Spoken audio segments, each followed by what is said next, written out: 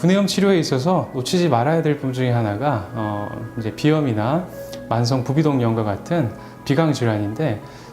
이제 그런 비강 질환이 있게 되면 그 구강호흡을 하게 되는 경우가 많고, 그러면 입이 건조해지거나 혹은 이제 수면 중에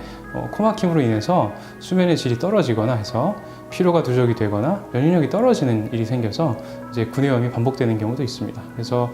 그런 경우는 적절하게 그 비염에 대한 혹은 부비동염에 대한 어떤 치료가 필요하다고 할 수 있겠습니다. 보통은 이제 증상의 경중에 따라서 치료 기간이 결정되는데, 만성적인 경우는 보통 3개월 정도 치료 기간이 필요합니다. 또 문의를 많이 주시는 증상 중에 하나가 혀에 관련된 증상입니다. 혹은 이제 구강에 관련된 증상인데, 혀가 아프다, 혹은 이제 혀가 화끈거린다, 혹은 이제 입안이 아프거나 입안이 화끈거린다, 이런 어떤 호소를 갖고 내원하는 분들도 많이 계십니다.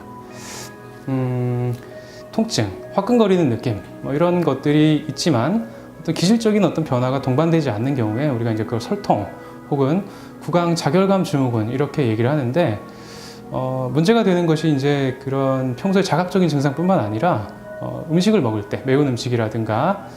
신맛이 나는 음식이라든가 그런 음식을 먹으면 혀가 아프다 혹은 입안이 아프다, 그래서 이제 식사를 하기가 굉장히 곤란해서 내원하는 경우도 많이 있습니다.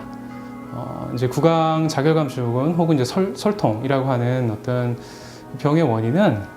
의치 혹은 구내염 혹은 이제 타액 분비 감소 같은 이제 국소적인 원인이 있고, 빈혈, 비타민 부족 혹은 당뇨병성 신경병증과 같은 전신적인 원인이 있는데,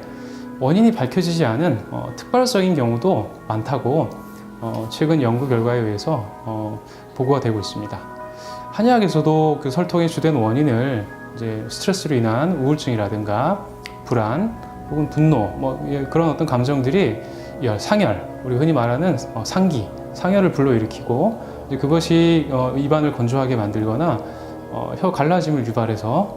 설통을 유발한다고 보는 경우가 많고, 치료도 역시 신경을 안정시켜서 열을 내리거나 상열로 인해 생기는 구강 건조를 해결하거나 그런 것에 이제 초점을 두고 치료하는 경우가 많습니다.